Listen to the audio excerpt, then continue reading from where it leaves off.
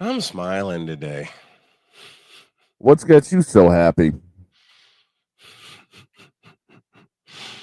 Jody, What'd she do now? I'm not allowed to discuss that on the air. You know what? Let's go.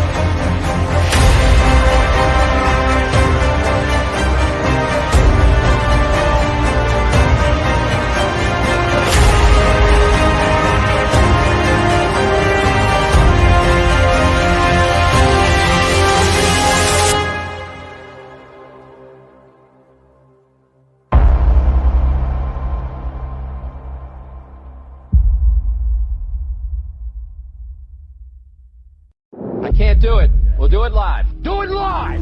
I'll write it and we'll do it live! Mister, will you please wake up, wake up, wake up, wake up, wake up?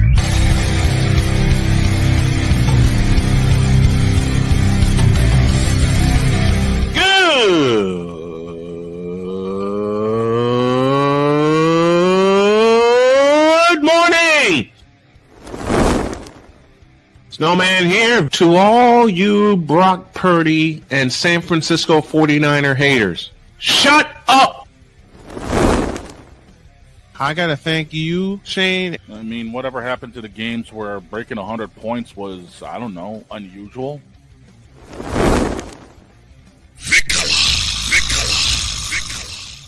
There was one word to sum up the All-Star weekend. Trays. Cause we take this job so serious. Splash Brothers, yes. Ray Allen, replace him with Steve Kerr. Reggie Miller, yeah.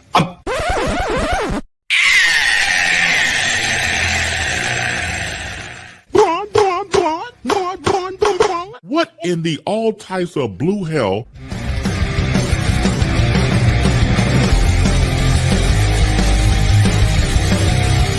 Oh yeah! Got some things to talk about this morning. We do.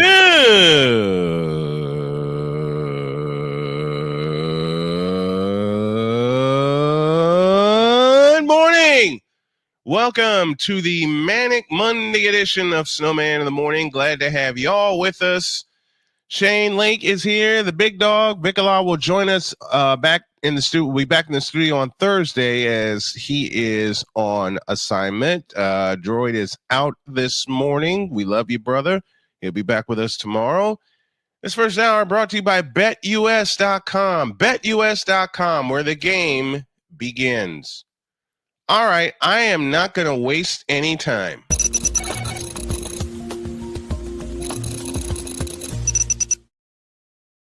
Kyle Shanahan, what the hell was that? You lost to the Seahawks. I know you're pretty much, well, I want to go off, but I can't. Because when Nick Bosa went out, that's when Seattle pounced. Yeah. Which is what you're supposed to do. Yeah. So I can't really go completely off on that. With Bosa gone, Seattle just took advantage of that. Yep. gap. Seattle took full advantage. Bosa was our captain. He went out with an injury and he was limping the whole game. So you know what? I can't go off the way I want to because Seattle did what every team is supposed to do when their defensive star goes out.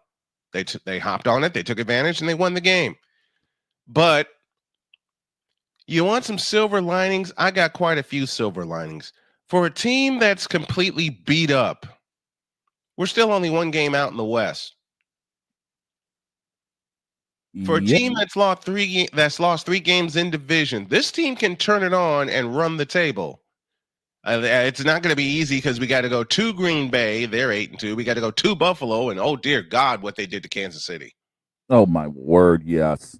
Oh dear God, what they did to Kansas City. Yep. But the 49ers are professionals. They've been in this situation before.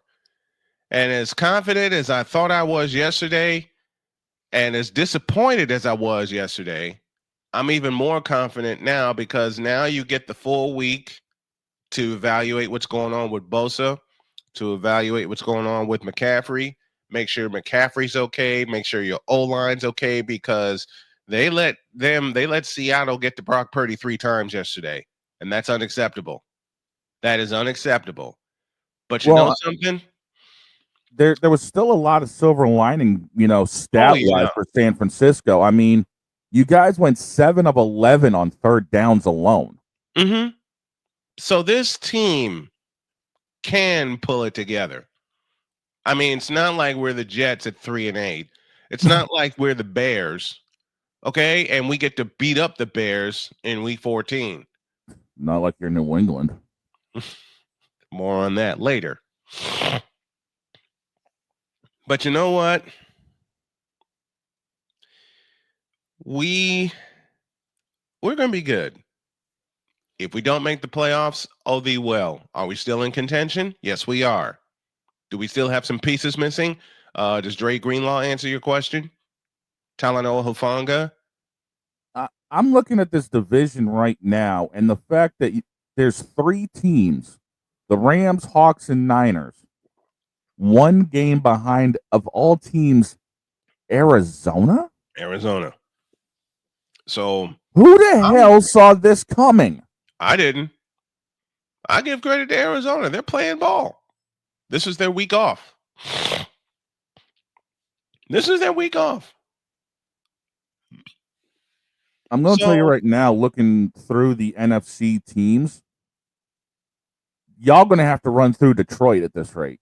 Oh, man, Detroit's the team to come out of the NFC. Detroit will be heading to New Orleans unless they don't host the NFC Championship game, because it'll be Detroit and possibly Green Bay for the NFC Championship. Ooh. That's how I'm looking at it right now. That's how I'm looking at it right now. Oh, that just sent a chill up my spine for that rivalry. Oh, come on. I mean, who's playing better? Philadelphia? Don't think so. They struggle with Washington. Washington's still a wild card. And Washington is leading the division right now. I believe they're leading the division.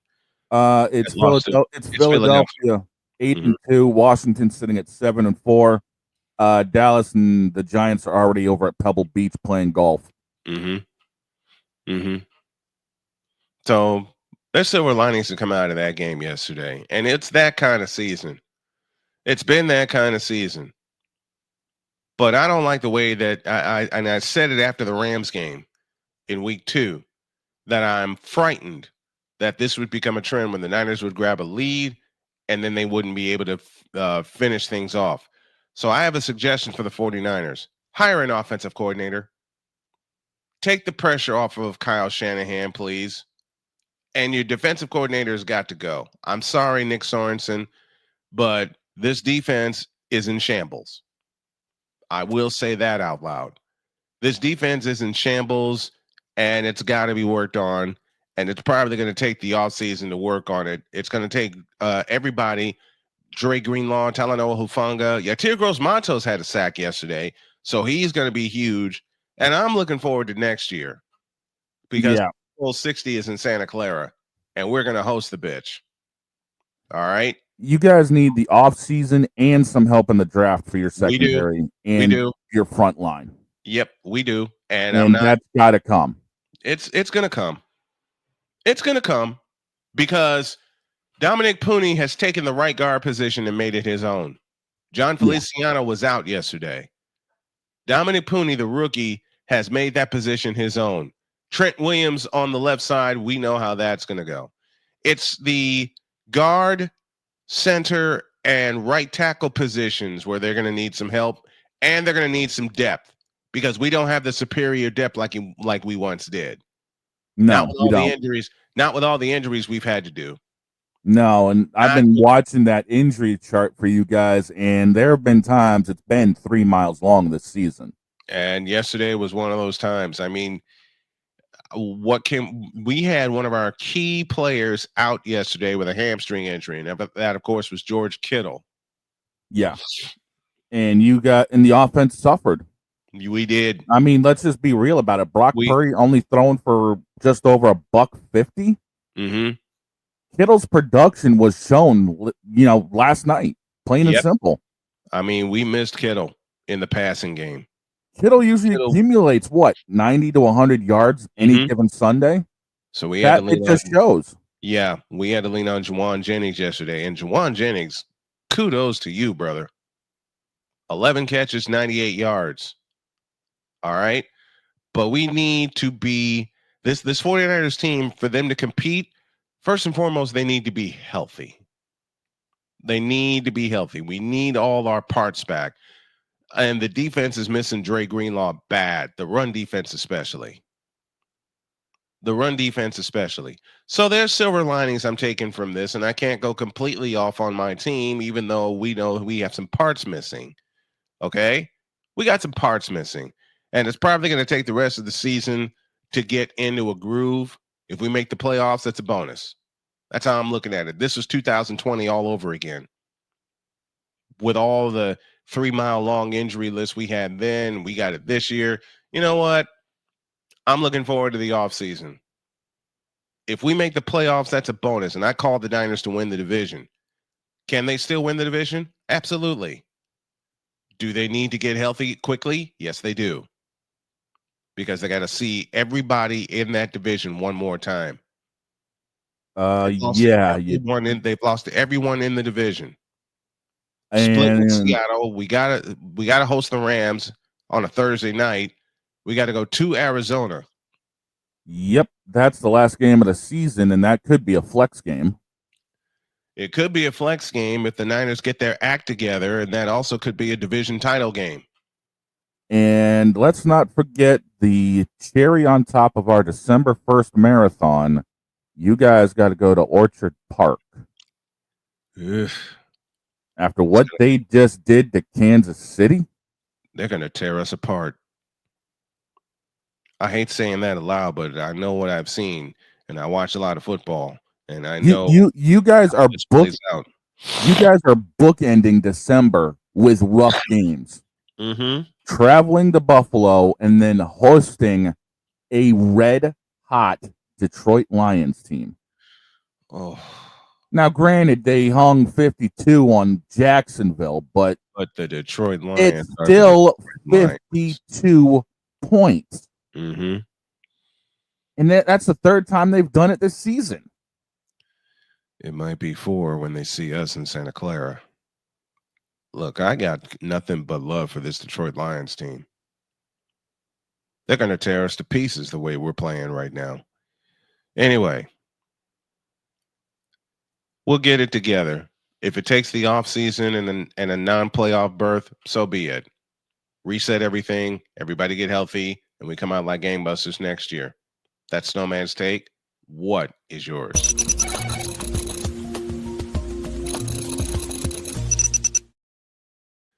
Coming up next.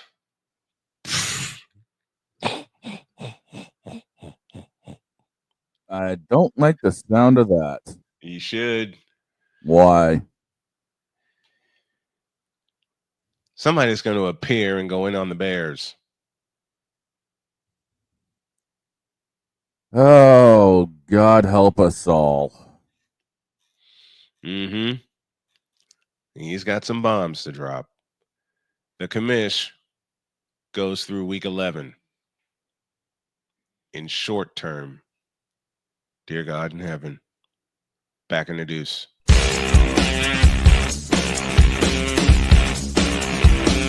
This is Snowman in the Morning.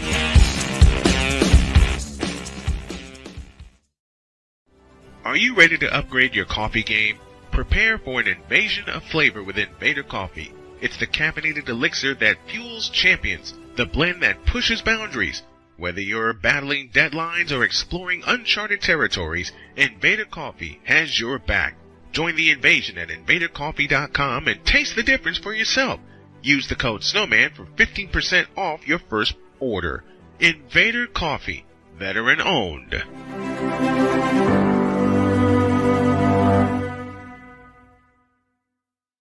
One of the great things about ordering meals from Mother of Macros is that you can do it from the comfort of your own home. Click the national or local delivery link to access the menu, and we'll ship the meals right to your door. We understand you won't always have time to plan, shop, prepare, and cook to provide healthy nutrition for your family, so the process is simple and saves you hours. We know you're busy, so our meals are professionally prepared and packaged. You only need to heat them up and enjoy. We provide macro-balanced, delicious meals chock full of fresh, local ingredients with none of the stuff you don't want to eat. Plus, our menu changes every week, keeping your taste buds wanting more.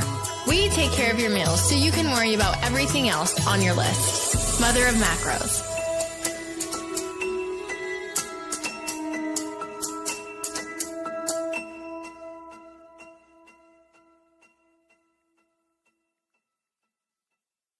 SeatGeek is the ticketing app for fans like the High Five Strangers guy.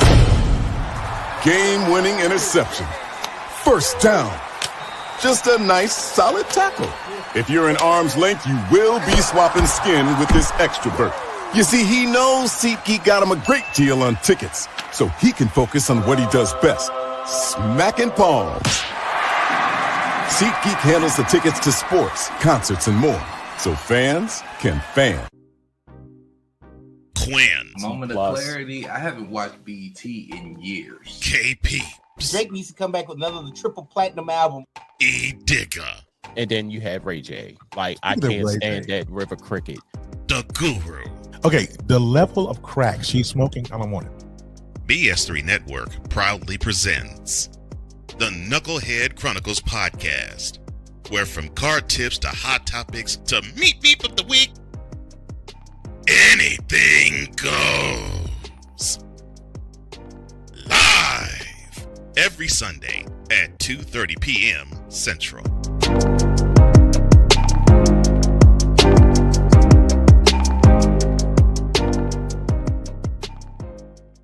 During bad weather, driving can become downright dangerous. What's your emergency, please? Trust Battle Vision Storm, the revolutionary glare reduction glasses that turn your sight bright during bad weather at night or during the day. Watch your ordinary vision become extraordinary. Battle Vision Storm uses light-optimizing lenses that block blue rays, so you see clearly in heavy rain at night or blinding snow during the day. Heavy rain, snow, sleet, or fog can make it impossible to drive. Not with Battle Vision Storm. Get your Battle Vision Storm for only $19.99. But wait, due to rising costs and supply chain shortages, this may be your last chance to get your very own at this low price. There is a strict limit of 4 Battle Vision Storm per order while supplies last. Don't wait, order now. Call 1-800-483-6319 or visit battlevisionstorm.com. So call 1-800-483-6319 now. Mister, how do you operate this Twitter thing or this Instagram thing or whatever the heck? You're supposed to know all this stuff. Anyway, welcome back to the show. Man, some of the best plans, I tell you, I just got a monkey wrench thrown in my plan. How's that? I'll explain off the air. Okay. All right. What?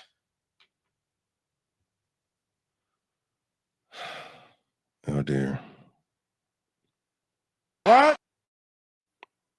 Oh, dear. What? Oh, hell. What?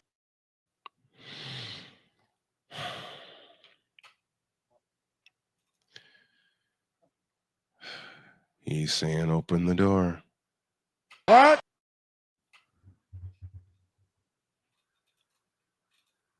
He said, open the door. What?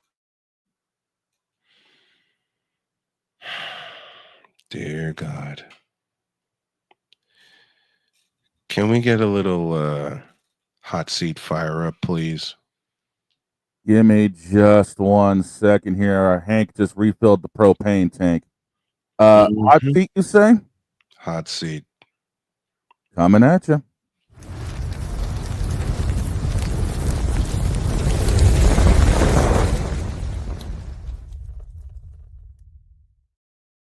All right. Here I come again. What the hell was this weekend in football? I've been asking myself that the past 2 days. I mean, Saturday you got Kansas going to BYU and upsetting the BYU Cougars, which means the women weren't happy. You got Oregon barely surviving Wisconsin, and I bet you Oregon froze their balls off while they were in Wisconsin. That's why they couldn't throw, and that's why they only scored 16 points. And for some god-awful reason, those 16 points held up.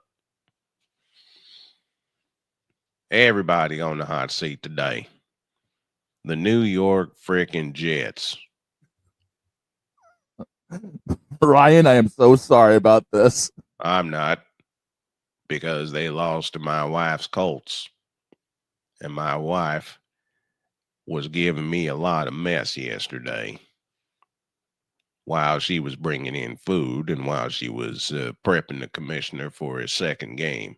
Nearly had a third, but then again, I signed off because I was tired.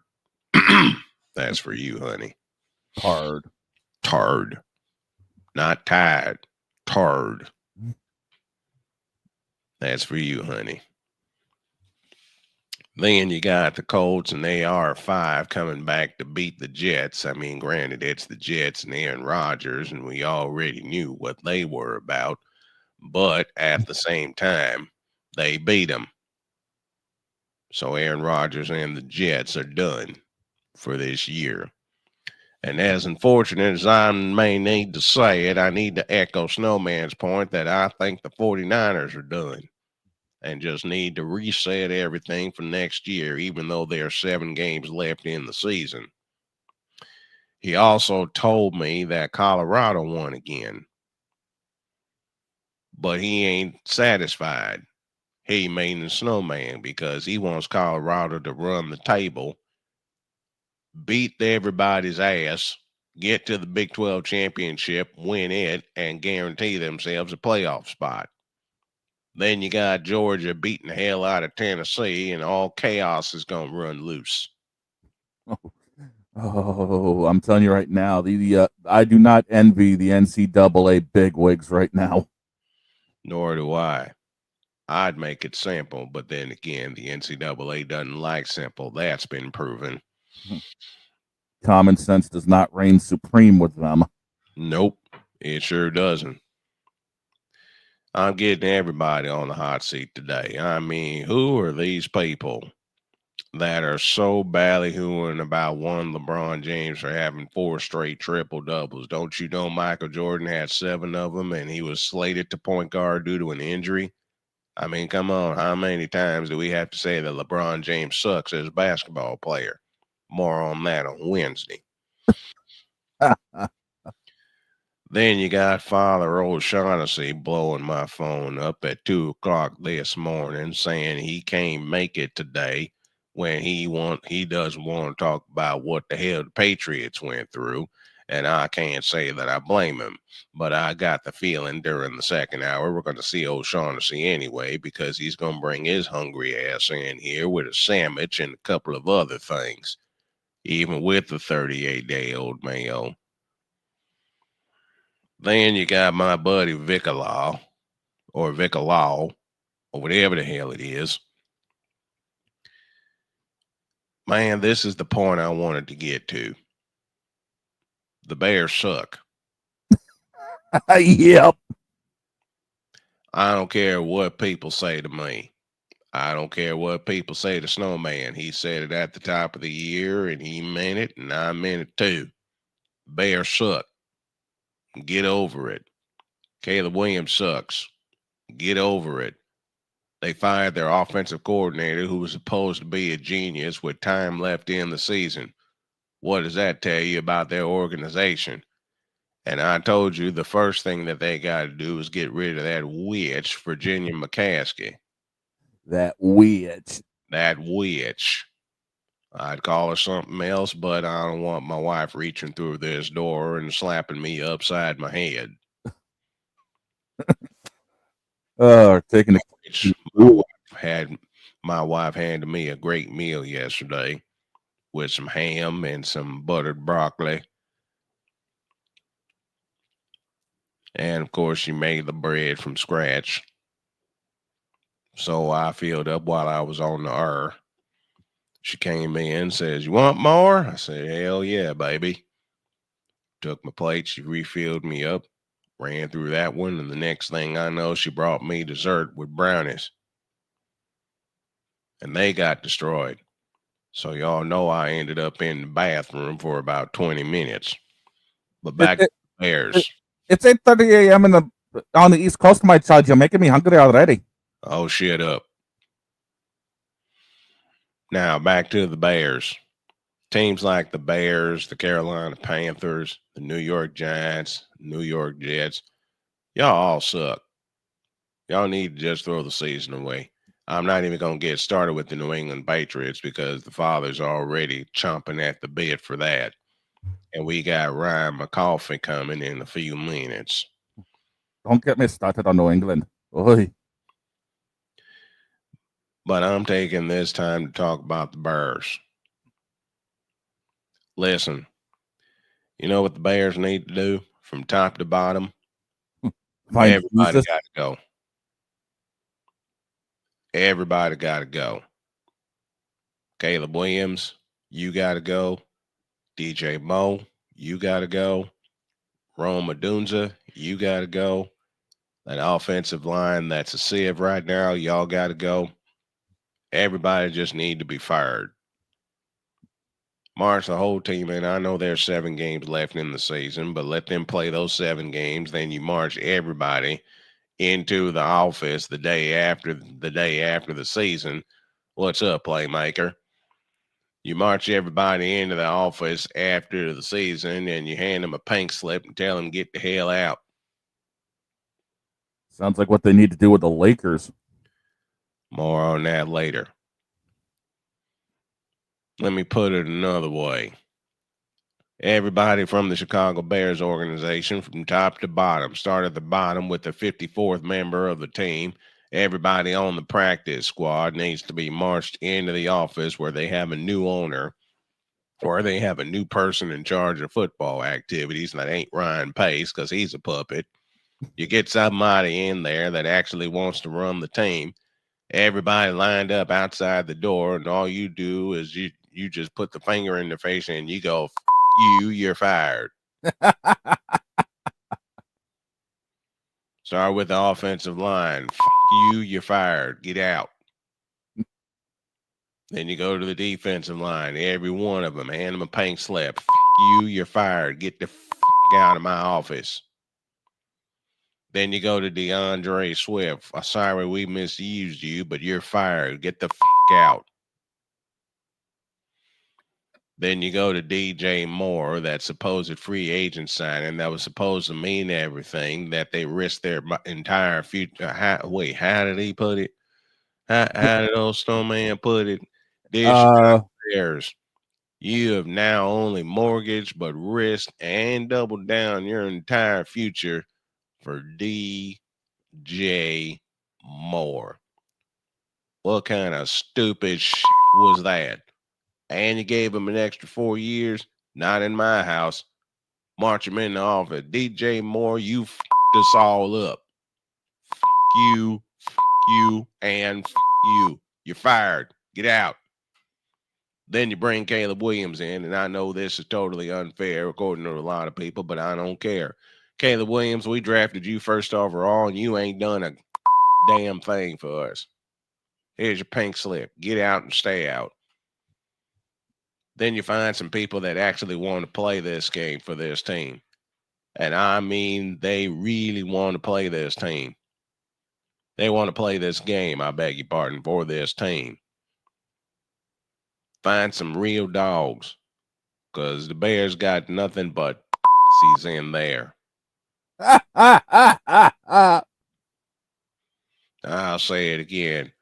Bears need to find some real dogs because they got nothing but in there.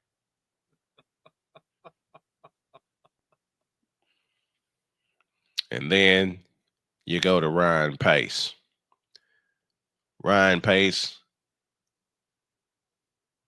you a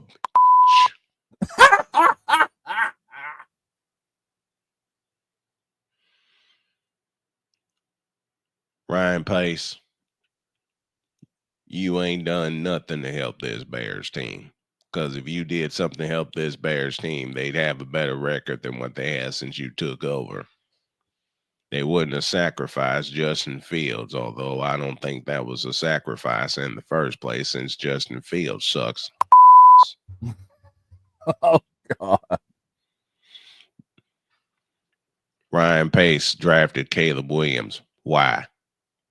What the has Caleb Williams done to help his team? I'll answer that for you. Not a damn thing.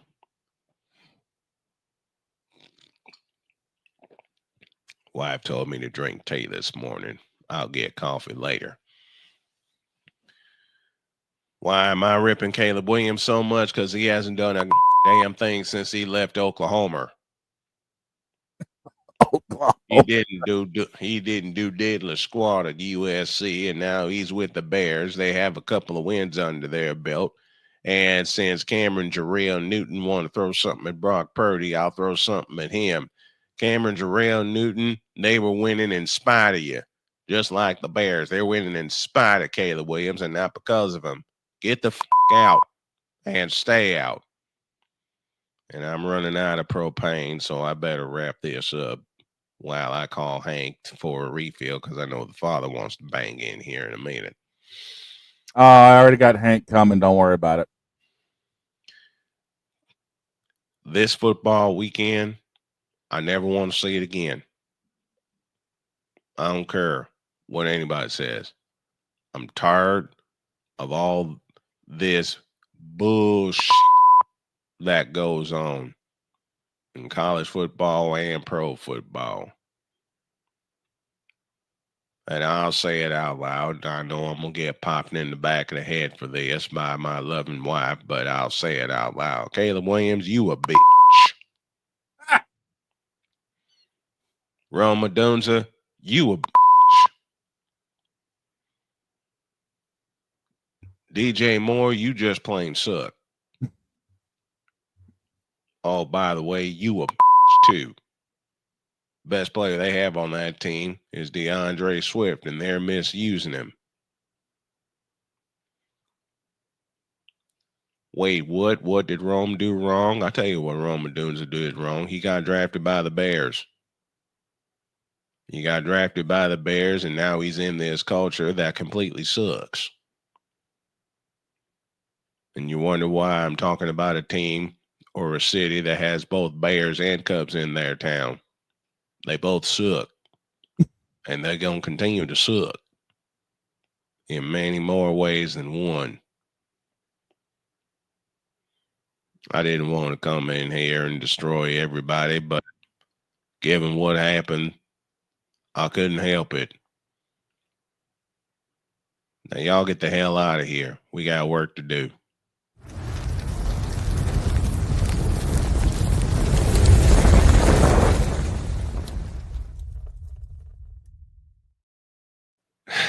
Damn, Commish.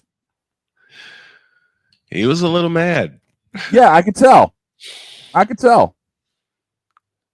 Speaking of mad, this guy's mad too. And he's also back.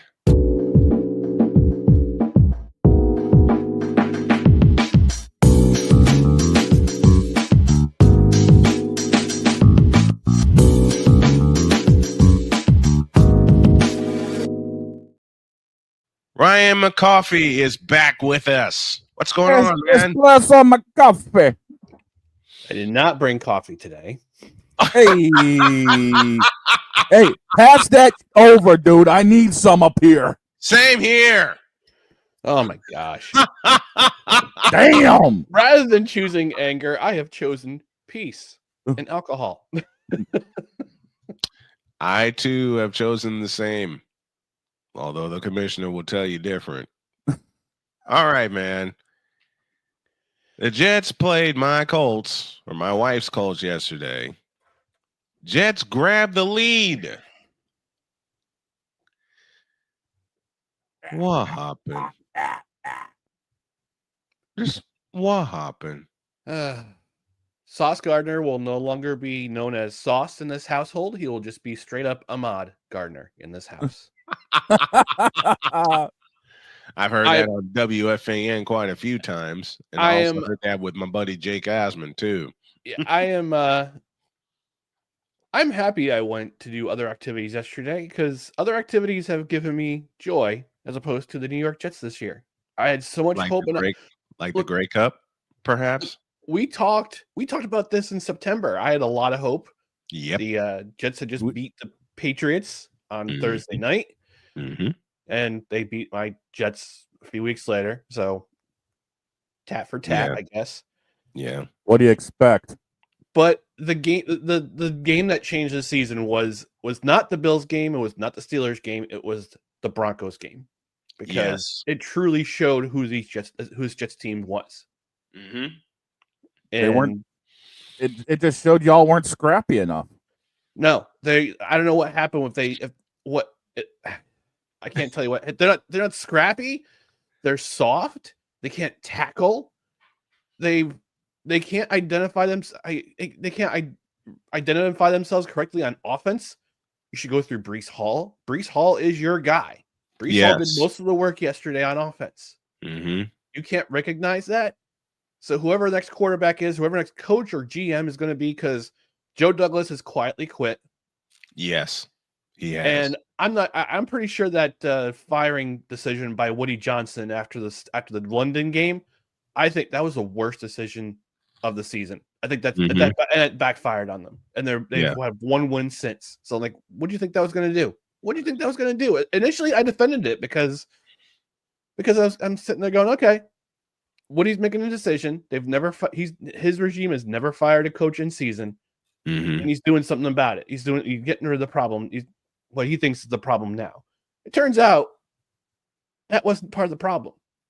Coaching is part of the problem. That's the symptom. It's not the diagnosis. Player performance on the field is a symptom. It's not a diagnosis. Right. The diagnosis is the ownership. Has been and will be since 2000. Mm-hmm. Al Groh was the coach. So I have made the decision to, like, we're not doing, like, my partner and I on Victory Mondays, we're not going to do it anymore, because neither of us are in the mood to talk about a team that is underperforming, that has so much talent but underperforms every single week. Yes. And we find better things to do with our lives. Yesterday, I went to a local hockey game yesterday. I enjoyed myself there. Good. Even though the Adirondack Thunder lost 7-1, I still enjoyed myself because at least the beer was good and the company was better. I was about to say, man, you're residing in the basement here with me, so I mean, what else are we supposed to do? Yeah, and then it's all of a sudden Miami's coming back, and I mean, granted they played the Raiders and the Rams the last 2 weeks, but we lost to the Rams. I can't say anything. I looked at them. I looked at the Rams as my bounce back. I looked at that game as the Rams bounce back game, and they bounced back. I just love how all these bounce back games are at New England's expense. It's like, come on here. What are we good for here? What are we, the rebound chick? This season, you guys are, yeah. Yeah. Oh gosh. But yeah, that Grey Cup was good up until the fourth quarter, and then Toronto just said, "Yeah, well, we're done." We're gonna talk about it on Total Football Talk Extra on Friday. Yes, I am a fan of Extra.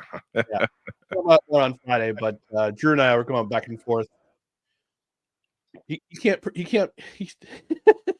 I know you've watched. He cannot pronounce Liram Hajrulah's name to the life. Nope. Nope. He's tried. We said, Drew, God bless you, but You couldn't do it. And here's the thing: I said if the Toronto Argonauts win the Grey Cup, we have to try to get him on so he can try to pronounce his name in front of him. So, that was a decent game all the way up to the fourth quarter, and Kolaros cuts his finger. You can tell he's in discomfort, and he throws his interceptions. And that was that. That was it. That was a game changer. Same with Nick Bosa yesterday in Santa Clara. Once he went out, the Seahawks took advantage. Hey, it happens. I'm sure my co-host Dustin is one of the happiest dudes because he said I'm gonna go home and watch my Seahawks get blasted by the 49ers. I know he's jumping up and down doing a victory dance right now. Yep. Okay, to your New Jersey Devils. Yes, a much happier topic. Much happier topic. Much happier topic. Talk to me about your Devils, man. They're doing great this year so far. So far, so good. So good. I think part of it is the new coaching system. They're a little bit more conservative than they were last year with Lindy Ruff. Lindy Ruff's systems have a shelf life these days. We saw it in Dallas. We saw it in New Jersey. And now you're seeing in Buffalo right now. The Buffalo Sabres they're no slouch. They're no slouch. Although Tage Thompson got hurt the other day, but yeah, this team is good. They've figured out their goaltending. Their defense is much better than last year. Granted, they got goosed. They got skunked 4-0 in Tampa, who absolutely has a doubles number for the last half decade. Yeah. But I was pleasantly surprised to see what they did in Florida and at Sunrise. Yeah, those two games last week. I said they coming off a really bad loss against San Jose. That was on the heels of a back-to-back of a comeback, a huge comeback win against the Islanders the night before. Poor performance against San Jose. Can't get pucks in front of Mackenzie Blackwood, the former New Jersey Devil. Just can't produce anything. And you figured, okay, this might be that game is going to tell what kind of teams this is going to be. They go into Florida, beat Florida 4-1. So okay, is this an aberration? Because Florida's defending Stanley Cup champion, even with all the players they lost. Right. They're still one of the best teams in the league. To be the champs, you got to beat the champs. 2 nights later, 6-2. You just went into Florida, into Sunrise, into the den of the defending Stanley Cup champion, and you waxed them, and you beat him by a combined score of 10-3. Incredible. How do you explain that? How do you explain that one? In the words of one John Sterling, "That's hockey, Susan." Speaking of John Sterling, congrats to him on his retirement. And I got to send a shout. I did this on Friday. I'll do it today. I got to send a shout to my buddy Dave Sims, who will be the brand new play-by-play voice of the New York Yankees. I'm working on getting him on the show so we all can show him some love. A fellow cancer survivor, been the television voice of the Mariners for 18 years. And when I got that, I was so happy for him, because if anybody can follow a legend, hey, then that's him. That's Dave. That's Dave Sims. Easily. Yeah. That is Dave Sims. And I'm so happy for him. I am so pleased that he will be the radio voice of the New York Yankees. So now I got him to listen to. I got Robert Ford from the Astros to listen to. I got my buddies in Chicago for the Chicago White Sox to listen to. And I tell you what, boy, it's going to be a great year listening to baseball on the radio next year, man. It's going to be a lot. It's going to be a lot of fun. I just hope that your White Sox improve from whatever they had this year. Man. I think they will. Hope they do. I believe they will. I believe they will. Because there's no way to go but up. All right. Yeah. I was about to say, don't get me started on what we need up here in Boston. Mm-hmm. Ugh. Because it was the Blue Jays that knocked out the Red Sox. Yep. Out of playoff contention. Yeah. We have absolutely zip for pitching right now, and our offense needs a whole lot of work. Mm-hmm. Hell of a lot of work. But I mean, we're relying too much on Devers. We need to spread that cash around a little bit more and try to make some moves. And granted, there are a few big bats, Juan Soto, that are currently available, but yet again, do we have the cap room to make these moves? Juan Soto will wind up with the Mets. I'm going to say that out loud. I just got the Ghiblies. You and me both, and we don't have. Listen, the Yankees are trying to retain him. The Mets are trying to snatch him. Yeah, but they got to figure out what to do with Pete Alonso too, because he's also a name that's floating out there in free agency. He's staying. They're going to find a way to make him stay. Nah, he'll be a Dodger. No, I'll do one better.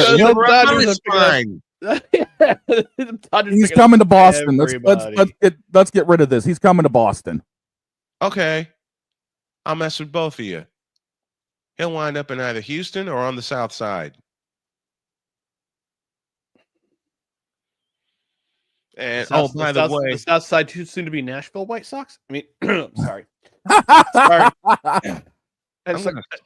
I'm going to pop you for that. Sorry. At least he's not going to. And look, I've had to say it. Okay. At least he's not ending up in Sacramento. Oof. Woof. Oof. That situation there. Woof. Well, he could always be going down to wherever the hell Tampa Bay's relocating for the season. Oh, they're playing at George Steinbrenner Field for the season. Because it's going to take a full season to fix that roof. Yeah. And then they're going to be tearing that place down anyway to make room for a new park. So they may as well just tear it down and build it now. Yeah, they should, but alternatively, and build it now. Alternatively, you sell a team to a group of investors in Montreal, and we get the Expos back, baby. No. Yeah, I know. It'll never happen. It'll I never know. happen. I know. But you know what? The Rays to Montreal would work. It would work. I thought it should work. The only problem is you they can't don't have a park. They don't have a park because you can't use Olympic Stadium. No. The rule is right. They fix the roof, which will take another 10 years at Olympic Stadium, and you can't host an event if there's more than 3 centimeters of snow on the roof of that stadium currently. Mm-hmm. So that's basically till about. No, I'd say till about May in Montreal. So they'd be on the road for the first month of the year, if not 2. Yeah. Unless they come up with some outdoor stadium. Oh God.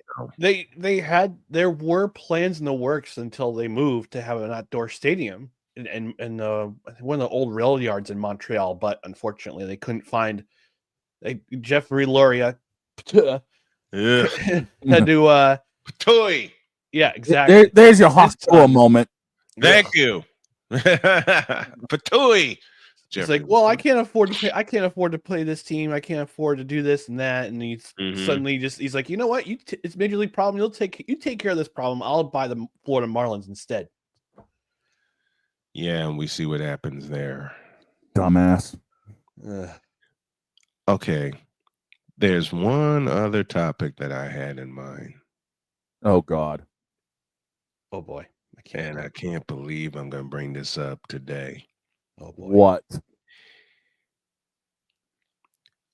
Give me this button, because I don't know how this word will go over, but I will do it anyway. The pacification of Bronny James. Oh, that I was bracing. You're going to bring up that. But it's Monday. I know it's Monday, but we got you here for the first time in a couple of months. I'm hoping to get you back weekly, but I know that depends on your crazy schedule right now. Mm-hmm. But doggone it, I'm going to end this segment with some fun and pose the question.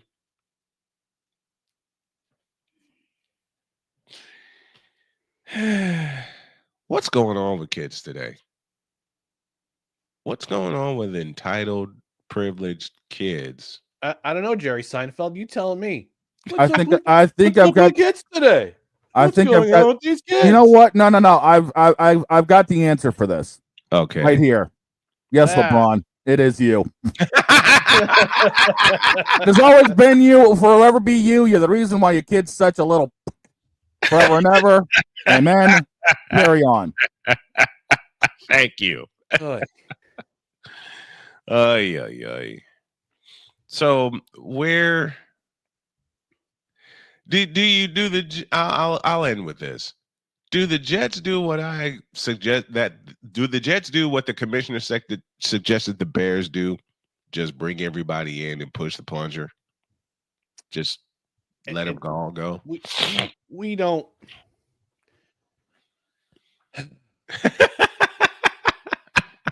It's gonna be another rebuild. There's no rhyme or reason not to have another rebuild. Like I said, Joe Douglas is quiet quitting. His coaching staff is overwhelmed. We don't know what's going to happen with Woody, because with this new administration coming in, if he's going to run it back and be the UK ambassador again.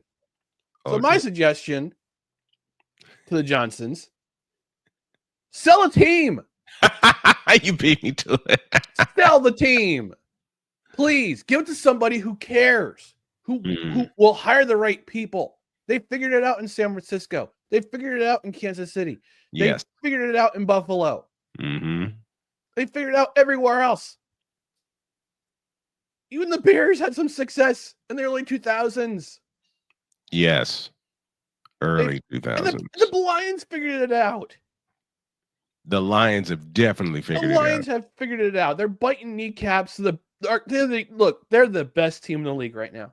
They are hands down.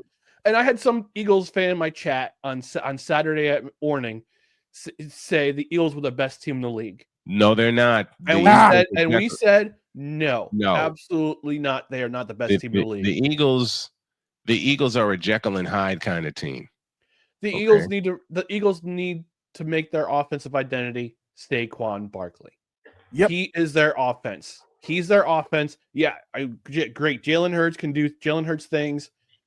Granted, he has a running game. Jalen Hurts has regressed. But I think he can be more of a facilitator. They need to make him more of a facilitator rather than the point person of that offense. Rather than it goes through Saquon. It goes through Saquon. Now the biggest thing is, why does it seem like this league now, outside of 3 or 4 teams, is scared to run the ball? I'll tell you why. Because they're so hell bent on putting up passing yards. They saw what Drew Brees did. They saw what Tom Brady did. And it seems like the goal they want is 5,000 yards instead of 3,000 rushing. And say again. Peyton Manning, Dan Marino, Jim Kelly, all those guys. But see, the point with Peyton Manning, Jim Kelly, and Dan Marino, they had an accompaniment for their offense. They did. A running game. Yeah. Same with Brady for the longest time in New England. Exactly. Same with Brady. They were not afraid to run the football. No. And this is the crazy part that drives me nuts with the Jets offense. Mm-hmm. At least the Broncos, when they brought in Peyton Manning, the last however many years he was with the team, 7 seasons? 5 seasons? 5 seasons. 5 seasons. Mm-hmm. For the last 2 seasons, I had to think John Elway sat him down and said, listen, we know what you can do with the ball. We know you can throw the ball around. You're getting older. Mm-hmm. We need to have a complementary running attack for you because you can't do this by yourself. Mm-hmm.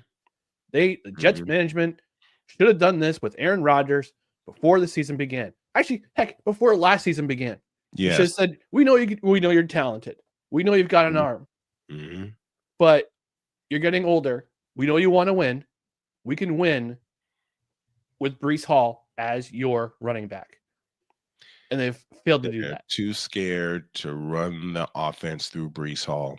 You saw it in the second half yesterday. You saw it. You did. I didn't. Well, I had to do the game. So Oh, yes, you did. What's your common comment? Wifepick.exe. Wifepick.exe executing wifepick.exe completed. She's, you know what? I told her that, and she started cracking up.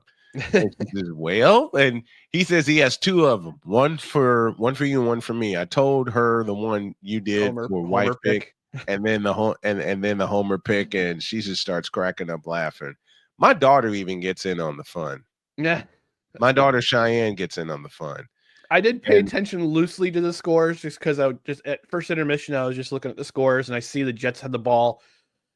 And by the way, Jeff Ulbrich, if your quarterback who has won games before says, "Let's go for it on fourth down and win this game," you should probably listen to him instead of going for a field goal, because knowing your defense has been soft all season long. The defense you put together, by the way, can't stop the run, can't tackle worth a damn. You should have listened to your quarterback. And the Colts marched right downfield on that game-winning drive and stole the game. As soon as I saw the field goal pop up on the game cast, I said, nope, this game is going to be – the Colts are going to win this game. And guess what happened? But then we were also looking at the Lions-Jaguars score line, and we just can't stop laughing. We can't stop laughing. No. We can't stop laughing. And the thing is, the Jaguars did 3-0 in that game, and in essence, pissed them off. You took the lead on us. How dare you? Here's our foot in your ass. Exactly. Yeah, exactly. Like, we'll spot you 3 points. They'll take it over from here. 28 unanswered. Then it's 28-6, and then they put 24 unanswered. Mm-hmm. And then the Lions said, "We're done for the day." We'll pack it in. Go watch the Grey Cup. Yep. Morning shift for Cole Johnson. Welcome to the Fanatics Feedback Zone. He says the diagnosis is Woody Johnson and that ayahuasca sipping, toe picking, MySpace retreat attending space cadet. Aaron, I destroy teams with my bare hands, Rogers. He will never let that. Cole Johnson doesn't hate a thing except for Aaron Rodgers. I don't get it. I do. Well, you do. Same way. I understand. I don't. The quarterback is Aaron Rodgers. He should be ignored at all times. So you wouldn't have gone for it on 4th and 2? Anyway. I thought this was about joy. This wasn't. I didn't want to talk about the Jets today, but you made me do it. So, hey, I gotta talk about New England later. Come on now. Are you gonna take a sip? No. I mean, I have a week off. I have the week off. I could, but for comedic effect. But nah. I got work to do today. I had wine on the air yesterday during the 49ers game. My wife brought me a glass of wine along with 2 rounds of dinner, another round of wine, then dessert. So we had some fun. You're a happy boy. I'm very much a happy boy. All right, let's let you out of here. Coffee with McCarthy has returned. Hurry up and come back weekly, will you? Okay. So FYI, we're taping. I have a new hockey podcast, no credentials required, called the 3 Rails Metro Hockey Podcast, where I talk Devils. I have 2 co-hosts, Brian and Dan. We call him Daniel Smooth. We talk Devils, Rangers, Islanders. OG show back tomorrow at 7:05, and we got a Thanksgiving show at 10 a.m. on Thanksgiving morning. So, Thanksgiving morning. I'm gonna go see my nieces and nephews, and then watch Detroit beat the hell out of the Bears. I'm actually going to watch the Lions game because they're fun to watch. Yeah. I'm going to watch the Lions game. I don't care about the Cowboys. I don't care about the night game. Going to watch the Lions game. We're going to eat during the Cowboys game and then go home and pass out. and I think I'm going to see my grandkids again. Ryan McCarthy joining us. Special edition of Coffee with McCarthy. Man, hurry up and fix your schedule and come back with us weekly, please. Okay. We miss you. I miss being missed. Thank you, brother, very much. Thanks, fellas.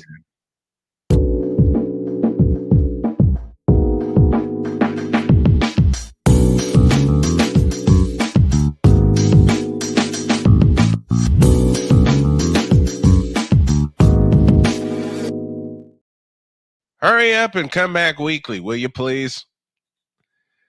Oh, Lord. To the Fanatics feedback zone, I'm going to it right now, as Sick Diggy was the first one in, our brother from Norway, one of the all types of blue hell in Santa Clara, California. I'm still trying to answer that question.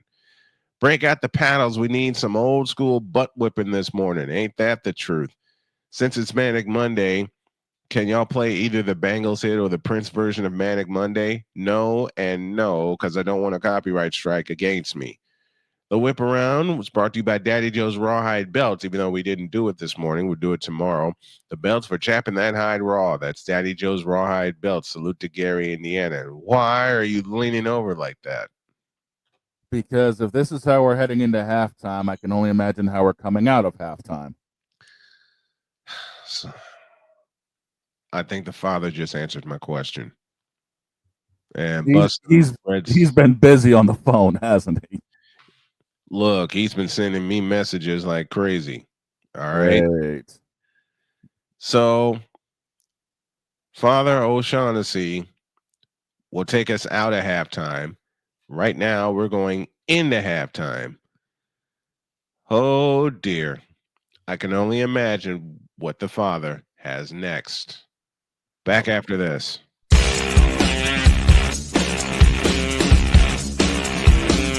This is Snowman in the Morning.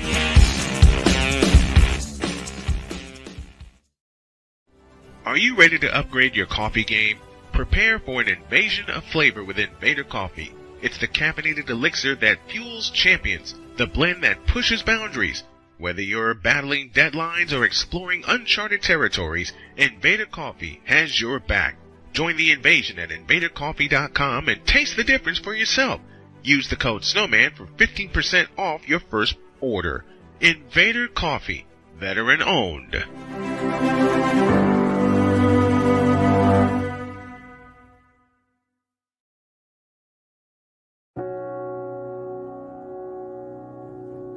Do you remember our first group photo? This is it. Smiles all around, even though we were all nervous. Who could have imagined that our first weekend together would soon turn into a lifetime of memories? You're an amazing young man. Your brothers and sisters really look up to you. They're a big brother. It's so cool to watch the adult that you've become, and you really have done as much for us as you think we've done for you. You know, it took 20 years, and I got my third child, who was 17 at the time. There are so many rewards in life. You coming into our home was one of the greatest rewards we could have ever had. I ain't never felt so much love before in my life.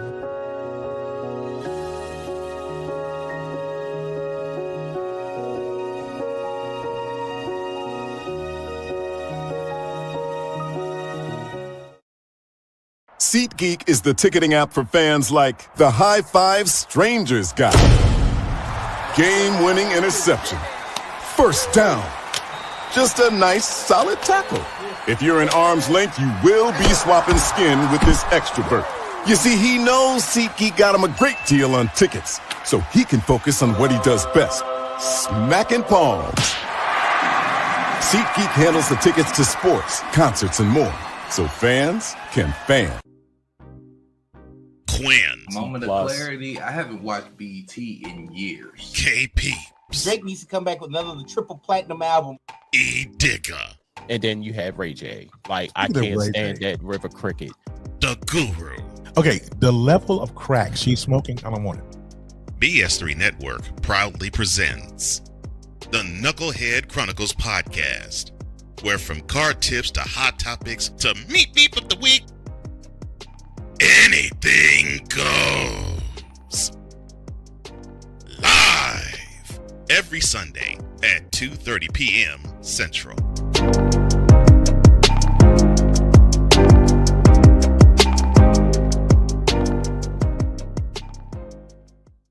Sports bettors, listen up. Your favorite sportsbook, BetUS.com, is back and in our 30th year of action. With live in-game betting, incredible odds with daily odds boosters, props and parlays, fast payouts, and exceptional one-to-one customer service, we got it all. And when you sign up today and use the code SNOWMAN, you will get a 125% deposit match on your deposit. Log on to betus.com or call 800-792-3887. That's 800-79-BET-US. BetUS.com, where the game begins.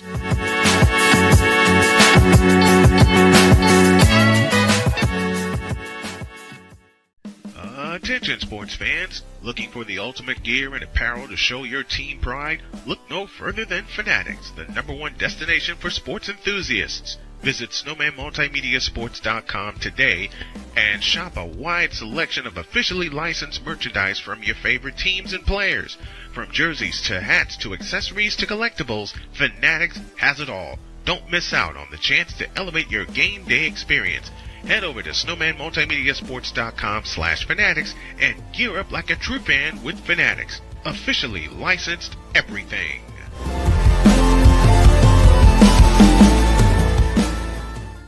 It's no secret. Today's consumer wants convenience and likes things on the go.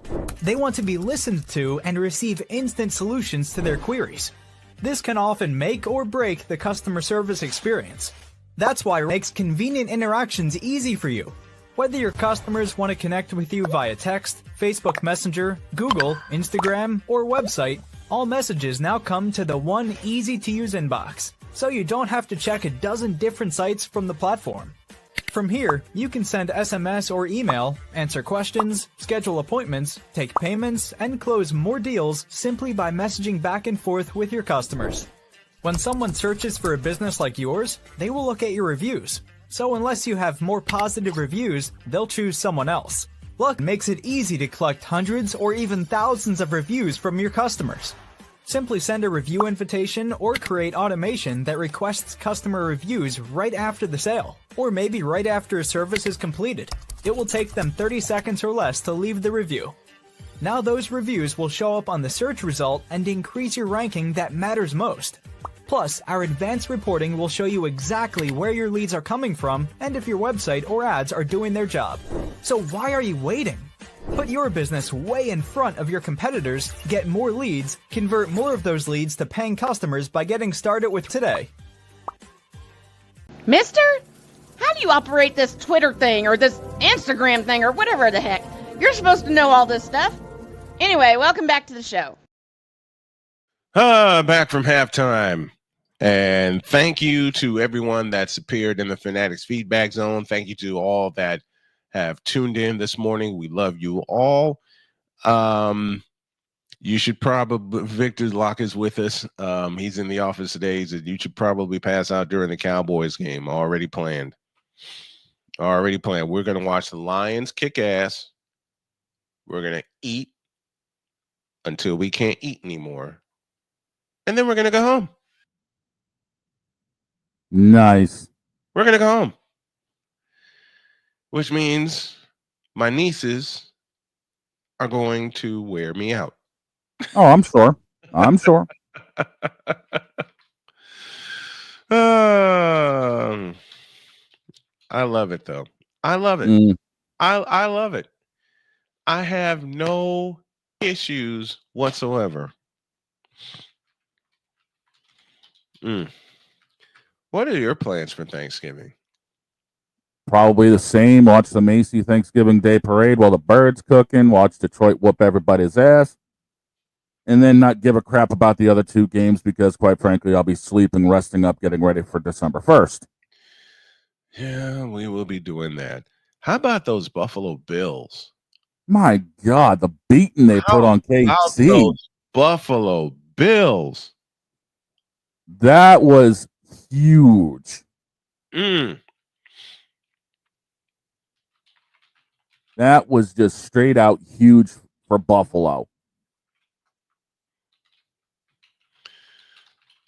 And I mean, the fact is, it wasn't even really all. It was close in halftime, and then Buffalo just straight out dropped the hammer in the second half. They roared out in the second half. I think it was going to be a good game when they picked Patrick Mahomes off from their first drive of the game. Yes, that was the start of it. That was indeed the start of it, which is one of the one of the best things I've ever seen, because the Bills got their act together, stemming from that loss last January in Rich Stadium. Jedi Kid is with us as we take a trip to the Fanatics feedback zone. Good morning to you.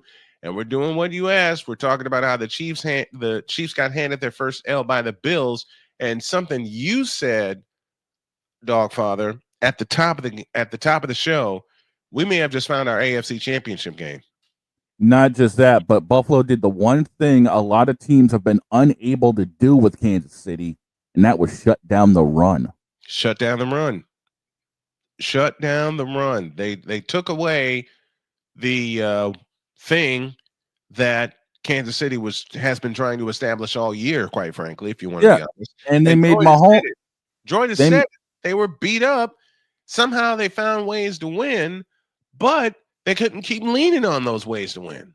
No, and Mahomes got turned one-dimensional, and it showed last night. Mm-hmm.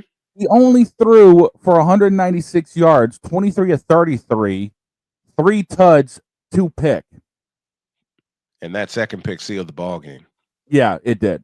That second pick sealed the ball game. 30-21 was the final in that game. Round 2 in January. Easily. And I think round 2 will wind up where round 1 was, at Rich Stadium. I just have this stupid feeling it's going to wind up in Rich Stadium. Yeah, because outside of the 49ers and the Lions, the Bills have a relatively easy schedule. They face us twice in 3 weeks. Mm-hmm. And in that sandwich, here we go talking about sandwiches again, is the Jets. Oh, God. The Jets. So, I mean, it's not like they have that hard of a schedule, but, you know, I'd be a little worried about Detroit, obviously, because look at what they're doing. Look, I'm worried about Detroit. All right? I'm worried about Detroit. Detroit could go 15-1. They could run the rest of the table if they wanted to. They can run the rest of the table with no problem. Oh. They can run the table with no problem. Apparently, whatever Eminem said to the head coach pissed them off. Oh, yeah. Oh, yeah. But you got to, and while we're talking about the Lions, you got to love what they're doing right now. They have been ungodly when it comes down to beating teams. Unreal what's happening with Detroit. But I give Victor credit because Victor said this 3 years ago. He said there's gonna be a time where Detroit's gonna be for real and everyone has to deal with it. Well, Victor, here we are. What's crazy is 3 of their last 6 games, they've put up over 45 points. Yes. They hung 47 on Dallas. They put up a 52 on Tennessee, and then they put up 52 on Jacksonville. 52 on Jacksonville. And then the games that they were supposed to be just quote unquote competitive in, they beat the Vikings on a walk-off. Yep, they beat the Packers by 10. And then they beat Texas in a walk-off. Wow. And I did that. We did that Sunday night game. Victor and I did the Texans-Lions game. It looked like the Lions were doomed because they threw an interception and Houston took it in for a touchdown to start the game. These Lions don't quit. What's crazy is it's 7 in a row in the W column for these guys. Yes. Actually, no, wait, it's 8 in a row. I'm looking at this right now. Yeah.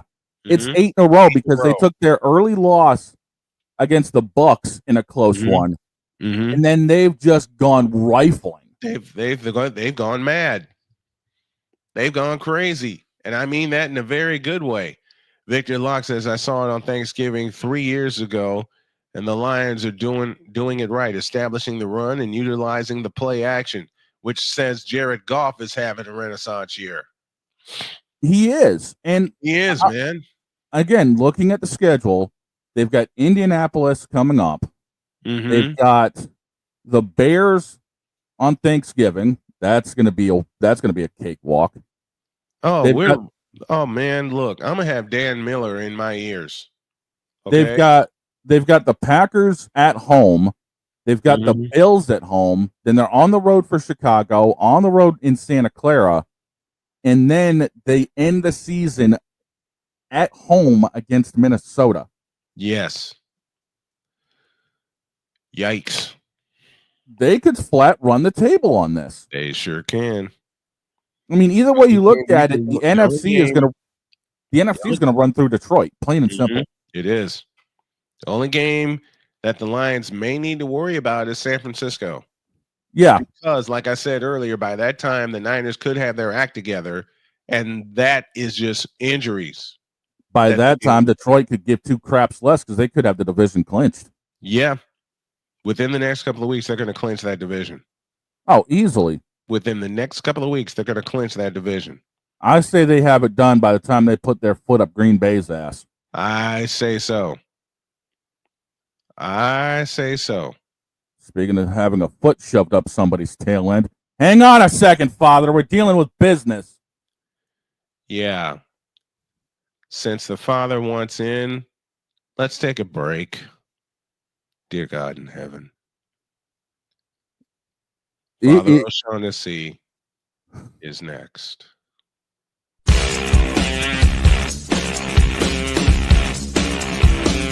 This is Snowman in the Morning.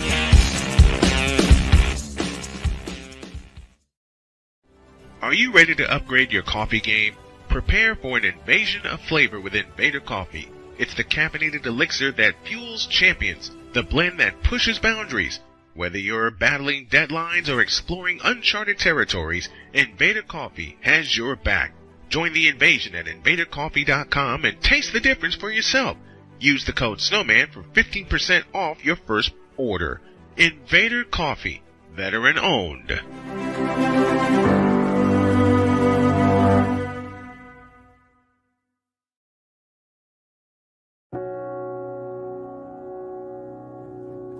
Do you remember our first group photo? This is it. Smiles all around, even though we were all nervous. Who could have imagined that our first weekend together would soon turn into a lifetime of memories?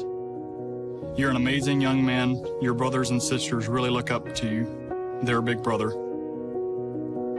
It's so cool to watch the adult that you've become, and you really have done as much for us as you think we've done for you. You know, it took 20 years, and I got my third child who was 17 at the time. There are so many rewards in life. You coming into our home was one of the greatest rewards we could have ever had. I ain't never felt so much love before in my life.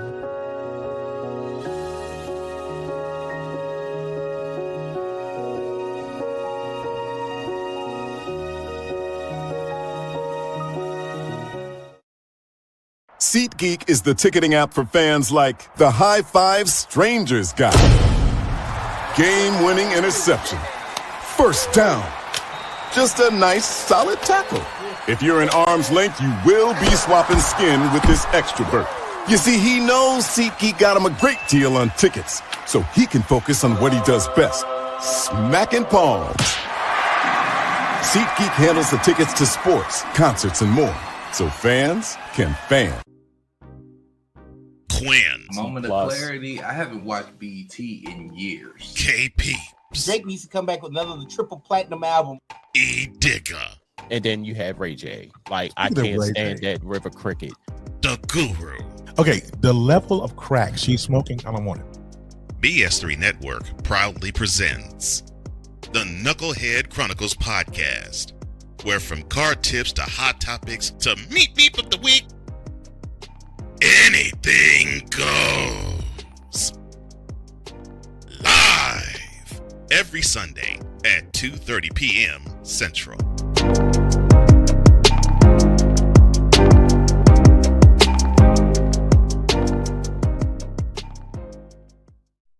sports bettors, listen up. Your favorite sportsbook, BetUS.com, is back and in our 30th year of action. With live in-game betting, incredible odds with daily odds boosters, props and parlays, fast payouts, and exceptional one-to-one customer service, we got it all. And when you sign up today and use the code SNOWMAN, you will get a 125% deposit match on your deposit. Log on to betus.com or call 800-792-3887. That's 800-79-BET-US. BetUS.com, where the game begins.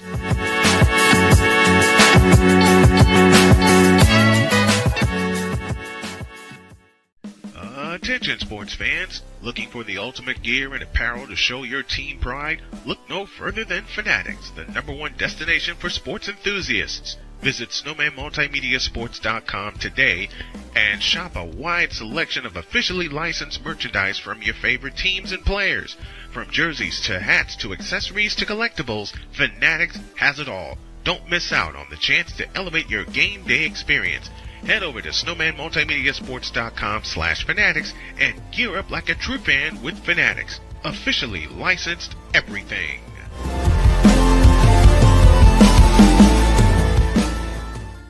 It's no secret. Today's consumer wants convenience and likes things on the go.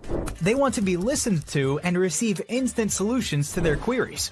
This can often make or break the customer service experience. That's why it makes convenient interactions easy for you. Whether your customers want to connect with you via text, Facebook Messenger, Google, Instagram, or website, all messages now come to the one easy-to-use inbox, so you don't have to check a dozen different sites from the platform. From here, you can send SMS or email, answer questions, schedule appointments, take payments, and close more deals simply by messaging back and forth with your customers.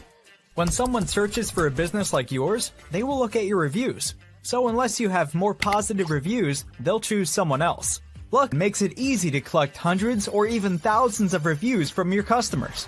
Simply send a review invitation or create automation that requests customer reviews right after the sale, or maybe right after a service is completed. It will take them 30 seconds or less to leave the review. Now those reviews will show up on the search result and increase your ranking that matters most. Plus, our advanced reporting will show you exactly where your leads are coming from and if your website or ads are doing their job. So why are you waiting? Put your business way in front of your competitors, get more leads, convert more of those leads to paying customers by getting started with today. Mister? How do you operate this Twitter thing or this Instagram thing or whatever the heck? You're supposed to know all this stuff. Anyway, welcome back to the show. Ladies and gentlemen, Father O'Shaughnessy. Ladies and gentlemen, welcome to the House of New England, where normally we would be in mourning for the loss that we have taken against the Los Angeles Rams. But today, I'm here to actually talk to you guys about virtue. Because apparently, the only thing the Patriots are currently good for is being the rebound bitch of the NFL. There's your mic drop moment, everybody. I mean, look at the fact of how many teams have rebounded their season off of us. I mean, we've taken more rebounds than the Dikembe Mutombo. This is getting to the point where we are currently wondering what good are we. I mean, we're currently residing in the basement with the Jets, with the Cowboys, and with the Panthers. The only teams worse than us are teams that haven't done diddly squat in decades. The Raiders, the Browns, the Titans, the Jags, and the Giants are all worse than us.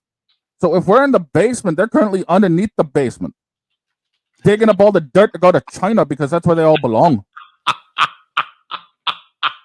Actually, no, hell, China wouldn't even want to take these teams. To think that Drake May is supposed to be the future of this team, we could have started him at the start of this entire season and possibly salvaged something. But no, 38-day-old Mayo and 70-year-old Kraft mac and cheese bread decided to start Jacoby Brisket. And look at the season that we were left with. This is sad here in New England. I mean, the world champions are the world champions. They're doing world champion things. And the Bruins, Don't even get me started on the fact we're 20 games into the season and we're still currently sitting in the middle of our division. But no, the Patriots are currently the problem with this entire New England sports area. Don't get me started on the Red Sox because, frankly, we do not need to really get upset currently. Red Sox, Red Sox, Red Sox. We need help in the bullpen. We need help in starting, and we need offense. Pete Alonso, please come save us.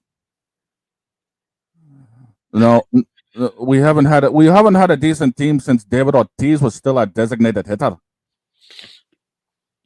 Gotta love Big Papi. The fact that we spent so much money on Rafael Devers and we have nothing else to show. I mean, Tyler O'Neill busted ass for us this year, and we still couldn't do much for them, mainly because our pitching was way too inconsistent.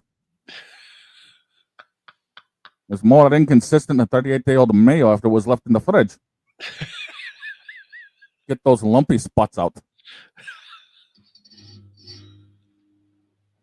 But before our esteemed guest, Mr. Spivey, arrives from North Carolina, and Mr. Spivey, we thank you already for coming on because I know you're coming shortly. The virtues of New England have been traumatized way too much. I weep for our souls because all we are good for is the rebound from the college frat parties that are kicking our butts right now.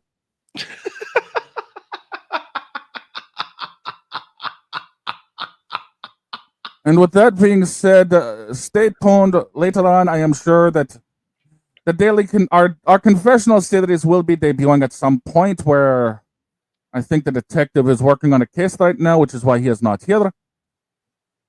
And trust me, if you think this is good, just wait until later. But always remember to praise the New England teams that are actually worth a damn, and just remember, yes, Robert, it is you. It has always been you, you devilish little bastard. Because you are no good for New England. You need to leave, sir. And take all the idiots with you forever and ever. And I say, as the church rises as one, amen. Now go show the city fist some love. They need it because LeBron's still being an idiot.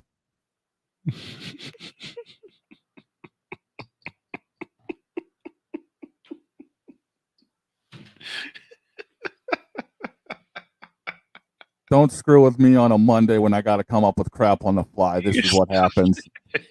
You are stupid. This is what happens. You are stupid.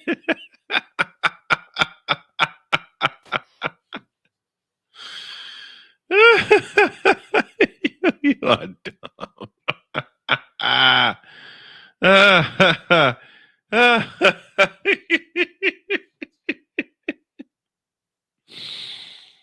What is completely sad is when I first mentioned in McCarthy segment that that New England was basically the rebound chick, and I got that reaction. I was like, I'm working with it. You got what you needed for exactly the sermon today. Yep. The virtues of the New England teams have been traumatized. Oh my gosh. Oh my heavens. And as soon as you said it during McCarthy's segment, a bell rang in my head, and I said, I bet you O'Shaughnessy runs with it. I bet you he does. Sure enough. Oh, gosh. And mind y'all, I'm doing all this without coffee. I have mango pineapple tea with some vitamin C in it. So you all know what I'm going to do after the show, right? Yep. Oh, gracious. We've had a lot of fun. And thank you to the folks at WIRUDB in Chicago that are tuning us in this morning and can tune us in 5 days a week. Thank you to the folks at WLAO in Baltimore and WJKS in Indianapolis, Indiana, showing us some love as well. Oh, boy. Good grief. I feel bad for Jay following that. I will say I got my costume idea for the commissioner. Oh God. Think a ZZ Top song. Oh boy. I think I know where you're going with this. And hey, speaking of North Carolina, he's here. It's got to do this right. From North Carolina.